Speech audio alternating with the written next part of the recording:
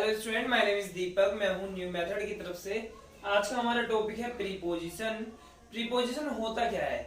जो भी हम सेंटेंस बनाते हैं उन सभी में कहीं ना कहीं हम में, से, का, के, की, साथ, सामने, आगे, पीछे, ऊपर, नीचे ऐसे वाले वर्ड्स का यूज जरूर करते हैं।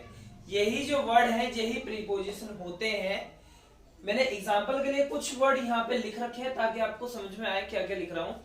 लेकिन मैं आपको पहले से एक बात क्लियर कर दूं, जरूरी नहीं यही सारे मीनिंग है, इसके अलावा भी इनके मीनिंग है जो कि मैं आगे वीडियो में बताऊंगा।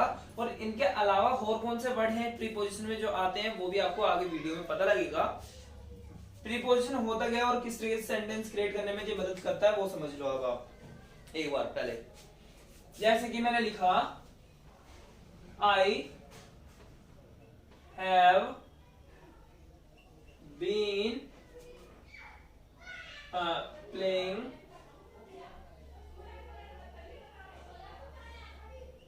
since 2 PM। मैंने यहाँ पे सेंटेंस लिखा आई हैव बीन प्लेइंग यार I have been playing since 2 PM। ठीक है, इस जगह पे अगर आप देखो सेंटेंस जो लिखा गया है, इस सेंटेंस का मतलब क्या होता है? पहली बात इसका मतलब होता है मैं कितने बजे से खेल रहा हूं? मैं 2 बजे से खेल रहा हूं। इस सेंटेंस का मीनिंग है मैं 2 बजे से खेल रहा हूं। यहाँ पे आप कभी भी सेंटेंस बनाते हैं अगर हम, तो सबसे पहले आता है वहां पे जो रूल होता है वो एक ही रूल काम करता है पूरी इंग्लिश ग्रामर में। वो रूल है सबसे पहले आता है सब्जेक्ट, फिर उसके बाद आता है हेल्पिंग वर्ब, फिर आता है मेन वर्ब। मैं ये बता रहा हूं कि कहां पे प्रीपोजिशन यूज होता है।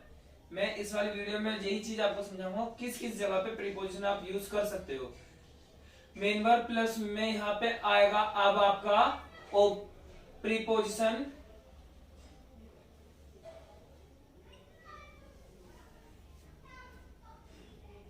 कर्सिव में क्यों लिख रहा हूं मैं? प्रीपोजिशन प्लस में यहाँ पे अब आएगा आपका ऑब्जेक्ट। ज्यादातर जो आप सेंटेंस बनाते हो वो इसी रूल के अंडर काम करते हैं। अगर आप इस सेंटेंस को बड़ा करना चाहते हो तो प्लस में कंजंक्शन भी कर सकते हो। कंजंक्शन जैसे ही आप कर दोगे तो आपका सेंटेंस ही बड़ा होने लग जाएगा।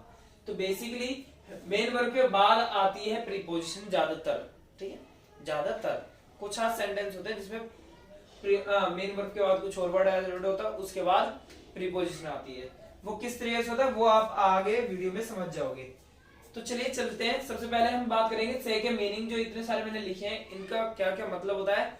और हम सिंस के अलावा जैसे मैंने यहाँ पे लिखा है ना, इसका हिंदी में मीनिंग भी लिख देता हूँ एक बार मैं।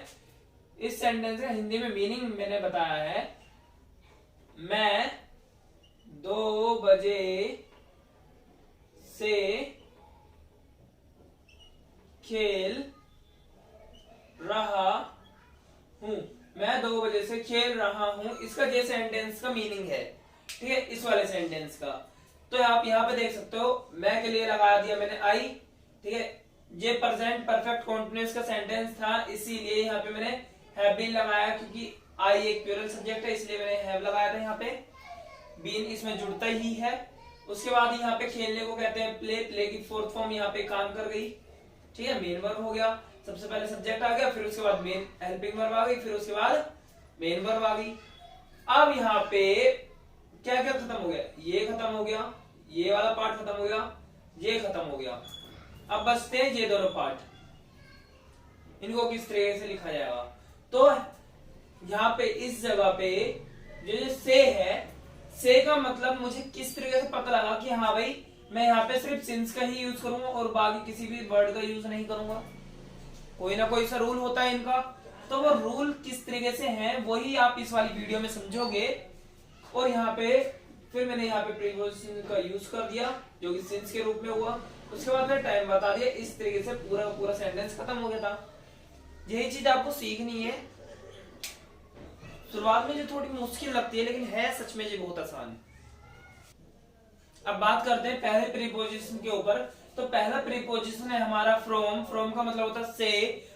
फ्रॉम के 3 आईडी होती है, यानी फ्रॉम को बनाने के 3 रूल्स होते हैं वो कौन कौन से रूल्स होते हैं, रूल्स को ही आईडी भी बोला जाता है, आप इनको रूल्स भी कह सकते हो। ये रूल भी है और ये आईडी भी है, ठीक है। फ्रॉम को बनाने का, फ्रॉम को बोलने के 3 रूल होते हैं, यानी कि 3 आईडी होती है।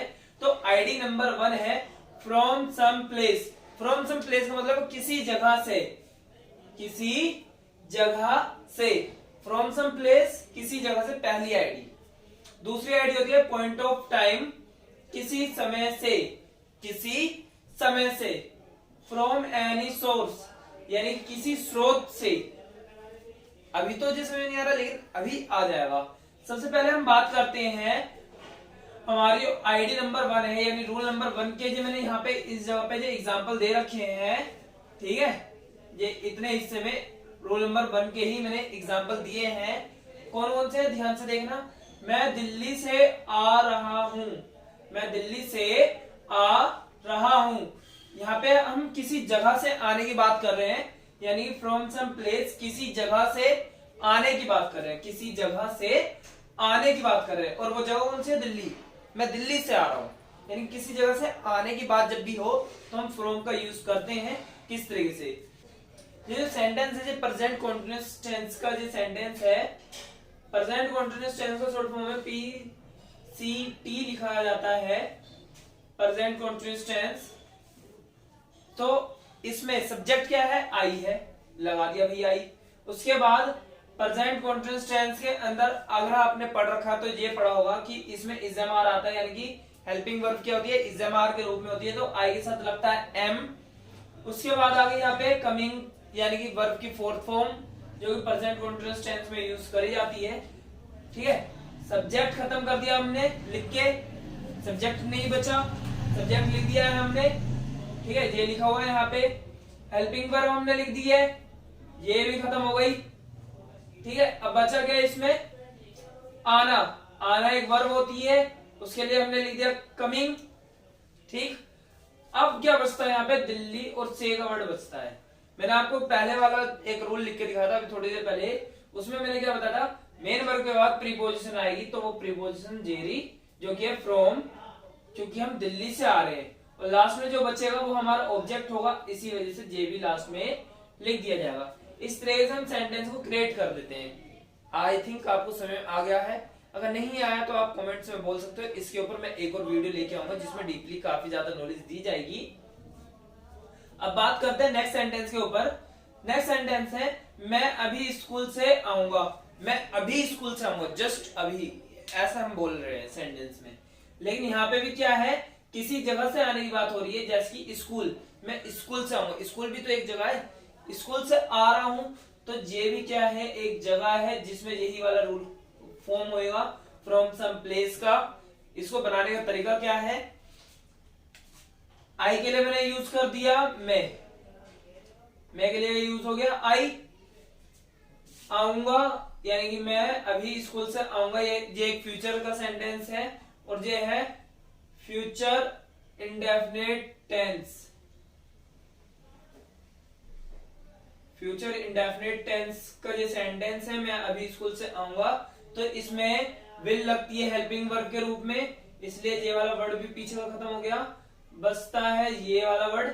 लेकिन अब आप देखोगे कि मेन वर्ब से पहले यहाँ पे एक और वर्ड ऐड हुआ है, जो कि है जस्ट एक ऐसा वर्ड है जो हेल्पिंग वर्ब के बाद यूज करा जाता है, जो एज अ कंजंक्शन की तरह होता है।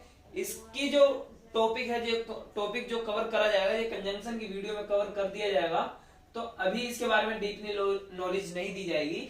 तो आगे यहाँ पे जस्ट, अभी के लिए आगे मैंने जस्ट लगा दिया। उसके बाद आऊंगा बोला था ना, आना एक वर्ब होती है, जो कि लगा दिया मैंने कम। कहां से आऊंगा, स्कूल से। अब ये दोनों वर्ड बचते हैं, मैंने बताया मेन वर्ब के बाद हमेशा हेल्पिंग वर्ब आएगी, तो यहाँ पे फ्रॉम के वर्ड हमने यूज कर दिया है, से के लिए हमने यूज करा है फ्रॉम, और लास्ट में जो स्कूल बचता है, स्कूल के लिए हमने लगा दिया स्कूल।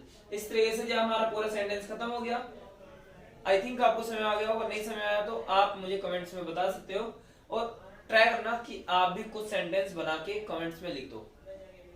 इससे क्या होगा, आपको पढ़ने में ज्यादा मजा आएगा, क्योंकि आपको ये पता रहेगी कि आपकी गलतियां कहाँ करी गई है, आपकी गलतियां कहाँ करी गई है, आपको ये पता लग जाएगा। नेक्स्ट रूल के यानी कि नेक्स्ट आईडी के हमारे यहाँ पे एग्जांपल लिखे गए हैं। नेक्स्ट आईडी क्या कहती है, पॉइंट ऑफ टाइम यानी किसी समय से, यानी कि उसमें कोई टाइम बताया गया हो तब हम उसमें फ्रॉम का यूज कर सकते हैं। एग्जांपल देखते हैं, मैं 2 बजे से स्टडी करूंगा, अभी नहीं कर रहा, मैं करूंगा। ज्यादातर जो फ्रॉम होता है इस वाले सेंस का, जो फ्यूचर के सेंस के लिए काम करता है, प्रेजेंट में नहीं करता, ना ही पास्ट में करता है। ये फ्यूचर के लिए होता है। किसके लिए यूज होता है? ये फ्यूचर के लिए यूज होता है। तो फ्यूचर के लिए जब इसको यूज करा जाएगा तो उस टाइम पे बाकी के जो से बताए हैं वो यूज नहीं होंगे। किस तरीके से है ये ध्यान से समझना। मैं 2 बजे से स्टडी करूंगा, अभी नहीं कर रहा, फ्यूचर में करेगा। तो मैं के लिए आ गया आई, फिर आगे विल, फिर स्टडी। स्टडी के बाद क्या है? फ्रॉम। फ्रॉम के बाद है 2 o'clock। ध्यान से देखना, ये फ्यूचर इंडेफिनिट का सेंटेंस है। फ्यूचर इंडेफिनिट टेंस का ये एक सेंटेंस है। इसमें हेल्पिंग वर्ब होती है विल, और वर्ब की फर्स्ट फॉर्म का ही इसमें प्रयोग करा जाता है। मैं के लिए आ गया आई, ठीक है। उसके बाद आप ध्यान देना, हेल्पिंग वर्ब कर दी हमने यहाँ पे पूरी, विल आ गया। उसके बाद स्टडी। स्टडी का मतलब है पढ़ना, तो मैंने स्टडी की जगह स्टडी लिख रखा है। स्टडी की जगह स्टडी लिखा गया, मतलब कि यहाँ पे मैं कहना चाह रहा था मैं 2 बजे से पढ़ूंगा। पढ़ूंगा मतलब स्टडी करना, पढ़ना मतलब होता है स्टडी करना। तो मैं 2 बजे से स्टडी करूंगा, तो स्टडी की जगह स्टडी यानी मेन वर्ब है जे। उसके बाद क्या बचता है आपका? ये वाला पार्ट बचता है, इसमें आ रहा है से को लिखा जाएगा यानी कि फ्रॉम, ठीक है।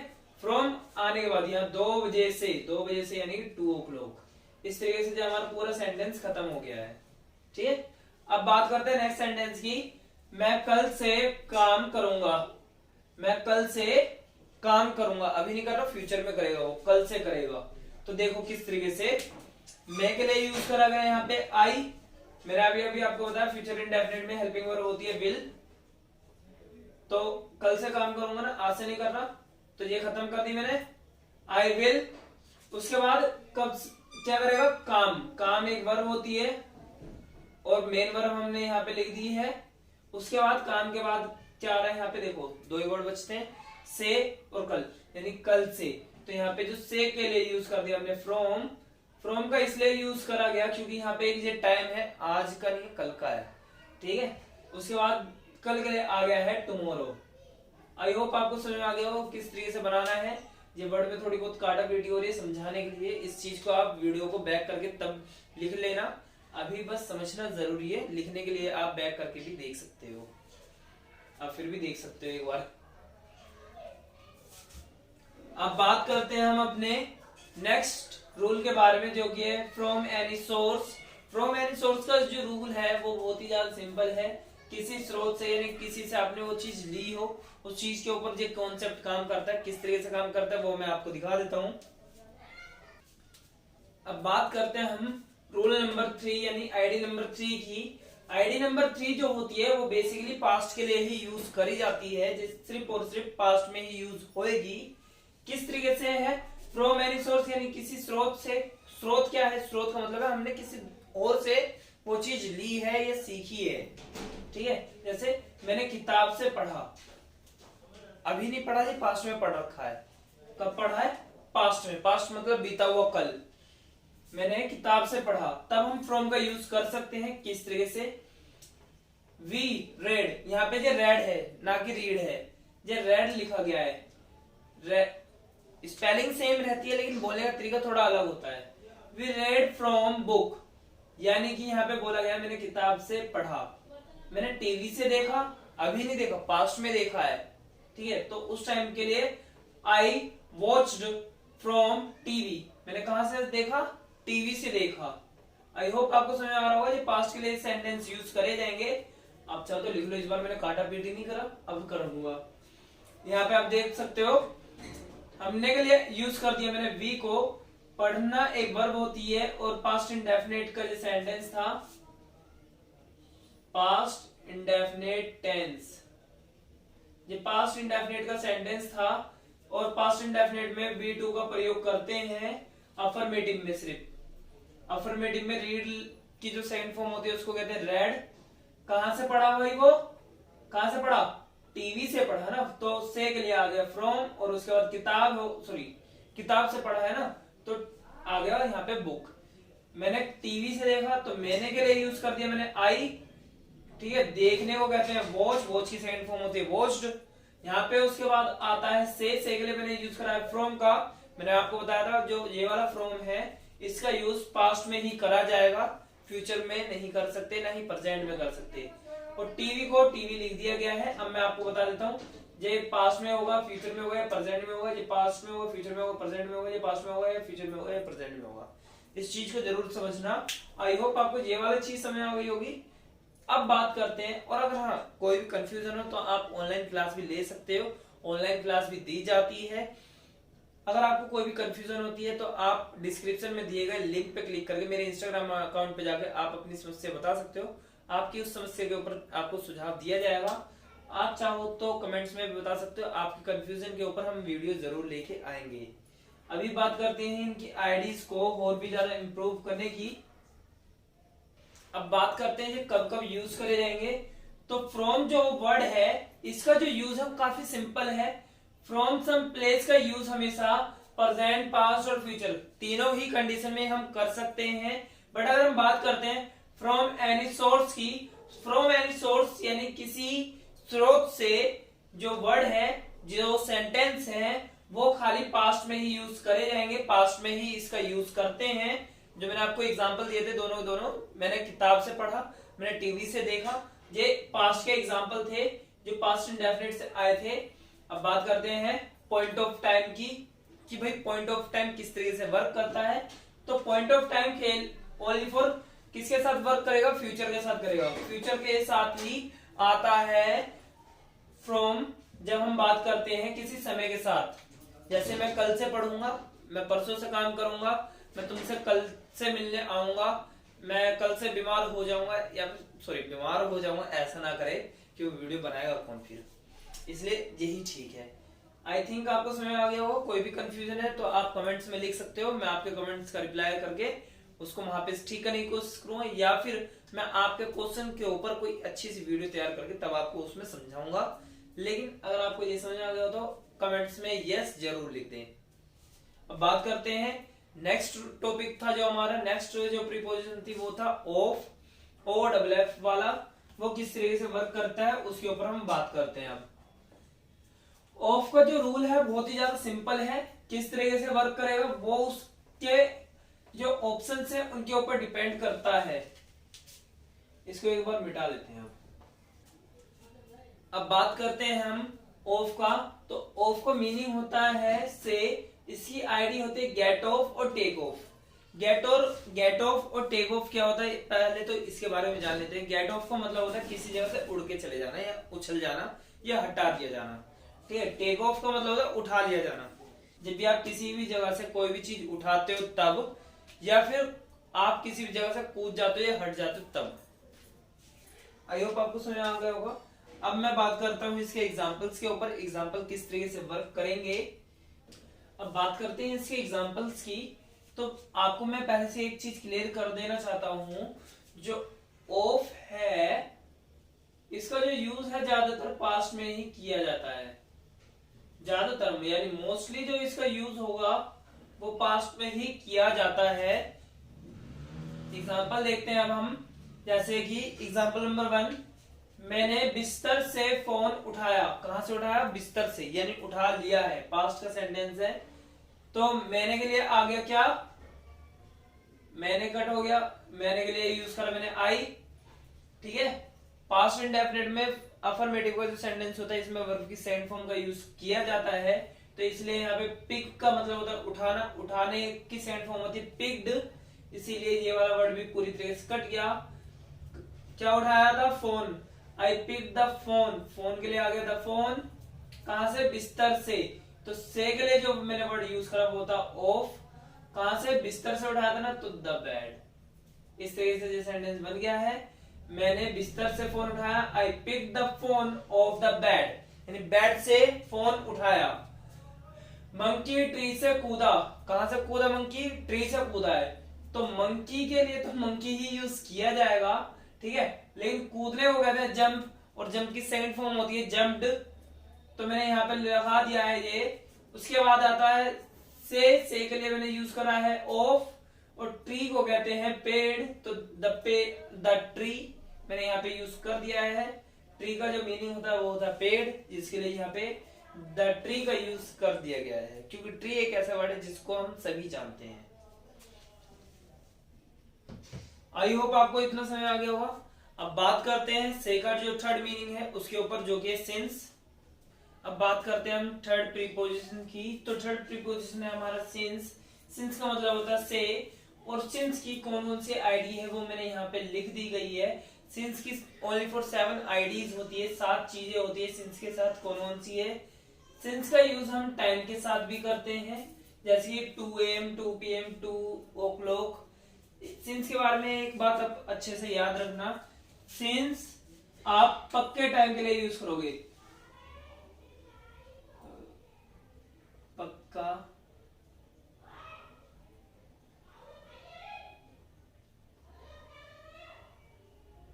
पक्का टाइम। सिंस का यूज खाली पक्के टाइम के साथ ही किया जाता है। पक्का टाइम क्या होता है वो आप समझ लो। पक्का टाइम का मतलब है आप पूरी तरीके से सहमत हो, पूरी तरीके से तैयार हो उस टाइम पे करने के लिए, तब आप सिंस का यूज करोगे, अन्यथा नहीं करोगे। सिंस का यूज तभी करा जाता है जब आपको पक्के तौर पे पता है कि आप वो काम उस टाइम पे ही करोगे ही करोगे। समझ आई होगी आपको मेरी बात। सिंस का यूज सिर्फ पक्के टाइम के साथ करेंगे। तो फर्स्ट रूल है हमारा, फर्स्ट आईडी है सिंस टाइम। टाइम आप AM PM o'clock, लेकिन अगर आप बोल देते हो भाई 2 बजने में 4 मिनट कम है, या फिर 5:40 हुए हैं, तो ऐसे टाइम पे 502 का एक टॉपिक होता है उसका यूज करते हैं, जिसकी वीडियो हम मंडे या ट्यूसडे में लेके आएंगे कि इंग्लिश में टाइम किस तरीके से बताते हैं, किस तरीके से बोलते हैं। उस चीज की वीडियो भी जल्दी आ जाएगी। अब बात करते हैं हम आईडी नंबर 2, जो कि है सिंसियर। सिंसियर का मतलब क्या होता है? यहाँ पे आप किसी भी जब साल का नाम बोलते हो, जैसे 2001 2002 सन 1940 सन 1942 सन 5000, कोई सा भी सन जब आप बोलते हो, सन मतलब सन का कोई सा भी नंबर बोलते हो, शायद आपको समझ आ रहा हो, 2001 2002 2003 2004 या पिछला या अगला कोई सा भी हो, तो उस टाइम पे आप सिंस का यूज कर सकते हो। सिंसियर बोल सकते, सिंसियर नहीं बोला जाएगा, सिंस 2002 सिंस 2005 इस तरीके से। और सिंस का यूज टाइम के साथ कैसे करना है? Since 2 AM since 2 PM since 2 o'clock इस तरीके से। थर्ड हमारी आईडी है, थर्ड रूल होता है सिंस डे नेम, यानी कि सिंस डेज नेम में होता है दिनों के नाम बताए जाते हैं। कौन कौन से? जैसे कि since Monday since Tuesday since Wednesday, और डॉट डॉट डॉट 7 डेज होते हैं, उन सभी के नाम लिखने की जगह नहीं थी, आप वो खुद भी लिख सकते हो, इतने समझदार हो आप। अगर हम बात करते हैं फोर्थ आईडी की, फोर्थ रूल क्या है? फोर्थ रूल बताता है सिंस का जो हम यूज करेंगे वो बेसिकली हम यूज करेंगे सिंस टाइम पीरियड के साथ। टाइम पीरियड का मतलब होता है जैसे कि good morning guys, good afternoon, good evening, good night, good noon, इस तरीके से जब हम बोलते हैं जी एक टाइम पीरियड होता है। जैसे मॉर्निंग 3 बजे से लेके दोपहर के 12 बजे तक को हम कहते हैं गुड मॉर्निंग, ये एक टाइम पीरियड हो गया। दोपहर 12 बजे से लेकर शाम को 4 बजे तक कहते हैं गुड आफ्टरनून। उसके बाद 4 बजे से लेकर रात को 12 बजे तक जो होता है वो होता है गुड इवनिंग। अब गुड नाइट कब बोला जाता है? जब आप सोने चले जाओ, किसी भी टाइम पे जब आप सोने जाते हो 7 बजे के बाद, 7 बजे के बाद अगर आप कभी भी सोने के लिए जाते हो तो गुड नाइट बोलते हैं। लेकिन 12 बजे से लेकर 3 बजे तक जो टाइम पीरियड होता है उसको कहते हैं गुड नून। अगर आपको ये चीजें समझने में थोड़ी मुश्किल लगती है तो आप मेरे को कमेंट्स में बता सकते हो, मैं इसके ऊपर भी एक वीडियो बना दूंगा ताकि आप और भी अच्छे से इसको समझ सको। बात करते हैं अब हमारा फिफ्थ रूल। फिफ्थ रूल बोलता है since life. Since life,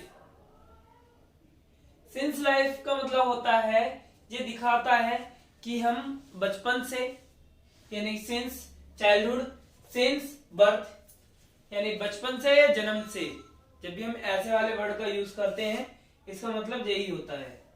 I hope आपको समझ आ गया होगा। कोई कंफ्यूजन है तो आप मेरे को कमेंट्स में बता सकते हो, मैं उसको हल जरूर करने की कोशिश करूंगा। बात करते हैं अब अगले टॉपिक के ऊपर हम बढ़ते हैं। आईडी नंबर हमारी है 6। Since time indication. Since time indication का मतलब क्या होता है? जो हमें दर्शाता है कि हाँ भाई उस टाइम पे कुछ हुआ है या हो रहा है उस टाइम से। जैसे कि मैं कल से बीमार हूँ, वैसे यार सच्ची में मेरे पैरों में बहुत दर्द हो रहा है और पेट में भी। मैं कल से बीमार हूँ, तो कल क्या है? एक इंडिकेशन दे रहा है ना। इंडिकेशन उस टाइम पे किस चीज का दे रहा है? यस्टरडे का, यानी कल का। डे बिफोर यस्टरडे का मतलब होता है परसों। मैं परसों से थका हुआ हूँ या मैं परसों से काम कर रहा हूँ। ऐसे वाले सेंटेंस जो होते हैं उनके लिए हम टाइम इंडिकेशन का यूज करते हैं, जो कि सिंस के साथ बनते हैं। जैसे कि since yesterday, since day before yesterday, इस तरीके से बोला जाता है। पहले सिंस बोला जाएगा, उसके बाद बाकी के वर्ड्स बोले जाते हैं। लास्ट रूल है हमारा, यानी लास्ट आईडी है ID number 7। Since month name. Since month name का मतलब है सिंस जनवरी, सिंस फरवरी, सिंस मार्च, सिंस अप्रैल। वैसे इसके ऊपर एक गाना भी है, मैं आपको वो गाना जरूर सुना चाहूंगा। वो गाना है जनवरी फरवरी मार्च अप्रैल मई और जून जुलाई, सासू सारा काम करे और बीबी ले अंगड़ाई। बेकार सा गाना लगा था, सच्ची बता रहा हूँ। मम्मी से ही काम करवाएगा यार, और कुछ काम नहीं, धंधा नहीं है, कुछ नहीं हो सकता। आजकल के जमाने के बच्चों का सारे के सारे खराब होते जा रहे हैं।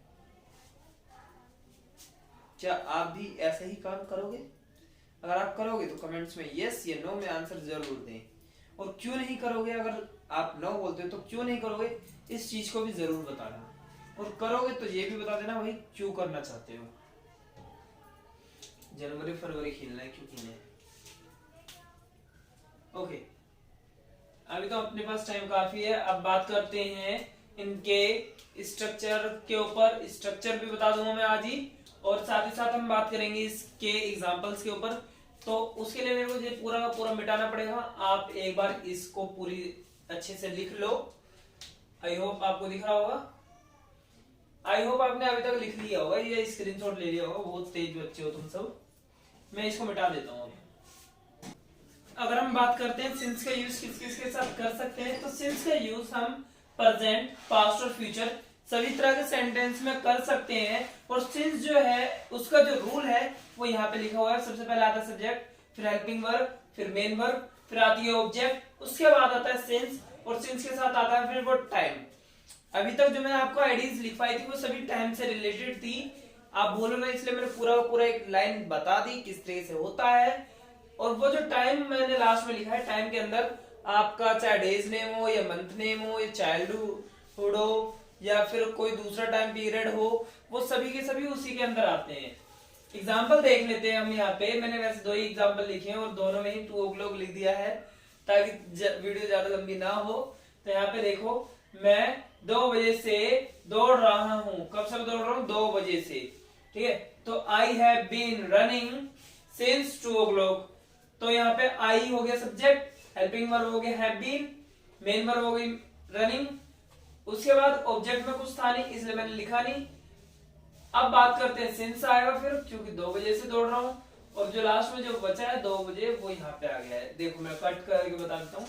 मैं के लिए आया आई, ठीक है, हेल्पिंग वर्ब आ गई, फिर उसके बाद फिर आ गई मेन वर्ब यानी दौड़ना, फिर आ गया सिंस, सिंस का मतलब था से, और फिर उसके बाद जो लास्ट में बचा हुआ है 2 o'clock, उसके लिए आ गया 2 बजे से। आई होप अब आपको समझ आ गया होगा। नहीं समझ आया तो आप कमेंट्स में बता सकते हो, या आप ऑनलाइन क्लास भी ले सकते हैं। अगर आप हमारे बृहस्पति के पास रहते हैं तो आप ऑफलाइन क्लास भी ज्वाइन कर सकते हैं। इस चीज से हमें काफी ज्यादा खुशी होगी। नेक्स्ट एग्जांपल देख लेते हैं। आप 2 बजे से पढ़ते हो। ठीक है, आपको कहते हैं यू, क्या करते हैं? पढ़ते हैं। You study. ठीक है, पढ़ने को कहते हैं स्टडी। कब से? 2 बजे से, सिंस, उसके बाद 2 बजे को लिख दिया मैंने 2 o'clock। इस तरीके से ये वाला सेंटेंस भी क्रिएट हो जाता है। ये प्रेजेंट इंडेफिनिट का था, ये प्रेजेंट परफेक्ट कंटीन्यूअस का था। टेंस की वीडियो भी हम जल्दी लेके आएंगे जिससे आपको कंफ्यूजन ना हो और समझने में आसानी भी रहे। आई होप आपको ये चीज समझ आ गई होगी। अब बात करते हैं प्रीपोजिशन नंबर हमारा 4 है जे, जिसका मतलब होता है विद। विद की जो मीनिंग है वो है से, के द्वारा या के साथ। जैसे कि मैं हमेशा आपके साथ हूं, मैं हमेशा आपके साथ हूं। यहाँ पे के साथ आ गए यहाँ पे, जिसकी वजह से यहाँ पे विद का यूज किया जाएगा। ये पास्ट, फ्यूचर और प्रेजेंट ये किसी में भी यूज कर सकते हो आप। मैं के लिए यूज हो गया यहाँ पे आई, मैं के लिए यूज हुआ यहाँ पे आई। आई के साथ आता है हमेशा एम। उसके बाद हमेशा को कहते हैं ऑलवेज। इसके बाद जो आएगा वर्ड वो होता है के साथ, के लिए आ गया विद, और किसके, आपके साथ हूं तो यू आ गया। I am always with you, बोलते हैं ना मैं हमेशा आपके साथ हूं। उसके बाद आता है मैंने चाकू से केक काटा, तो यहाँ पे सिंपली बनेगा ये, मैंने वो कहते हैं आई, काटने को कहते हैं कट, कट की सेकंड फॉर्म यूज हुई है यहाँ पे, और जो कि कटी ही है। क्या काटा, cake, I cut the cake, किसके साथ काटा, नाइफ के साथ, विद द नाइफ। इसको बनाने का एक रूल होता है, रूल देख लो आप, रूल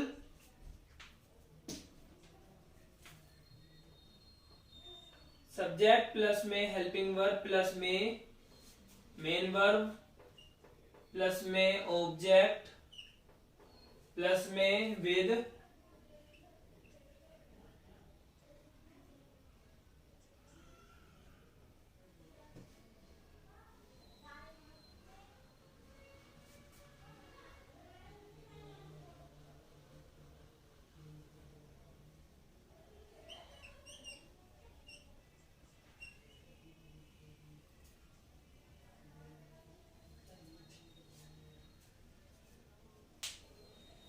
रूल आप देख सकते हो सिंपल है, सब्जेक्ट प्लस में मेन वर्ब, सब्जेक्ट प्लस में हेल्पिंग वर्ब प्लस में मेन वर्ब प्लस में ऑब्जेक्ट प्लस में विद प्लस में थिंग।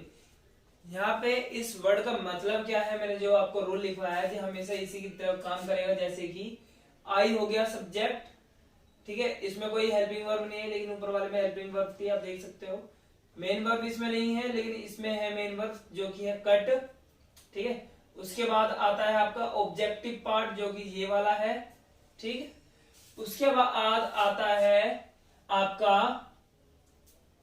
विद आएगा यूज, यहाँ पे विद आप यूज कर दोगे। उसके बाद आता है यहाँ पे ऑब्जेक्ट, सेकंड ऑब्जेक्ट लिख देता हूं यहाँ पे, सेकंड ऑब्जेक्ट, सेकंड ऑब्जेक्ट। यहाँ पे फिर आपका सेकंड ऑब्जेक्ट यूज हो जाएगा जो कि ये रहा और ये है, ठीक है। आई होप आपको समझ आ गया होगा। कोई कंफ्यूजन हो तो आप मेरे इंस्टाग्राम अकाउंट पे जाकर पूछ सकते हो। इंस्टाग्राम अकाउंट का लिंक आपको कमेंट्स में और डिस्क्रिप्शन दोनों जगह दे दिया जाएगा, आप वहां पे जाकर पता कर सकते हो। ये मेरा नंबर है, आप चाहो तो मेरे को व्हाट्सएप करके भी आप पूछ सकते हो। आप चाहो तो ऑनलाइन क्लास का टाइम भी आप नंबर पे पूछ सकते हो, या फिर आप इंस्टाग्राम पे भी मैसेज कर सकते हो। तो अगर आपको कोई भी चीज समझ नहीं आई या कंफ्यूजन है, आप मेरे को कमेंट्स में लिख सकते हो।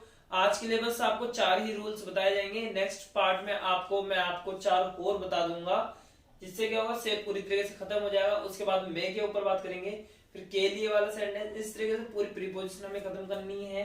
एक बार में मैं अगर आपको बता भी देता हूं तो भी आपको प्रैक्टिस करने में फिर दिक्कत रहेगी, जिससे काफी ज्यादा बड़ा नुकसान हो जाएगा। इसीलिए पहले हम क्या करेंगे, 4-4 करके सीखेंगे, जिससे क्या होगा, सीखने में आसानी रहेगी।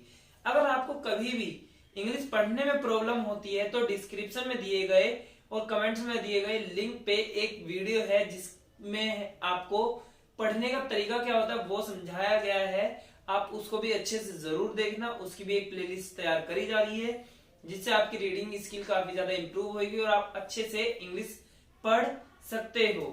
आई होप आपको आज की वीडियो अच्छी लगी होगी। वीडियो अच्छी लगी हो तो प्लीज लाइक करें, सब्सक्राइब करें हमारा चैनल, और इसी तरह की और वीडियो देखने के लिए हमारे चैनल का जो बेल आइकन है उसको ऑल पर सेट कर दो, और वीडियो जो किसी ऐसे इंसान के पास जरूर सेंड करो जिसको प्रीपोजिशन यानी सेंटेंस क्रिएट करने में बहुत ज्यादा प्रॉब्लम होती है इन छोटे छोटे वर्ड्स की वजह से।